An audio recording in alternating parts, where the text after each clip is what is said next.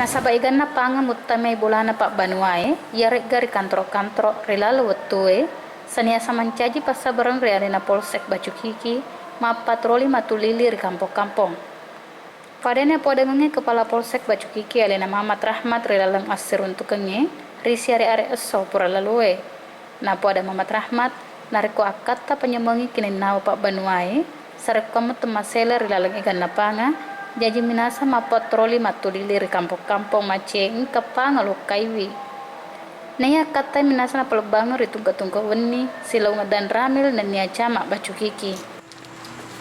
Jadi upaya-upaya untuk meminimalisir gangguan kamtibas yang ada di wilayah Bacukiki. Jadi kami dari pihak terkait yaitu Tripika ya, kecamatan, Kapolsek maupun dan Ramil setiap malam mengadakan operasi, dalam hal ini melakukan patroli rutin ya antara jam 11 sampai jam 2 malam. Itu dilakukan tiap malam.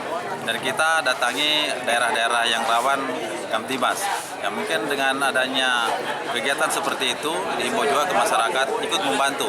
Karena apalah artinya kami dari pihak Tripika melakukan kegiatan kalau tidak dibantu oleh masyarakat tidak akan kondusif. Saliwana ma patroli matulili nangkana to akata pakesing atorong rilalam patarete KPKP mak bukae letut tengah beni. Paimong pamotrok marepe mak balak ri kelurahan Watang Bacukiki.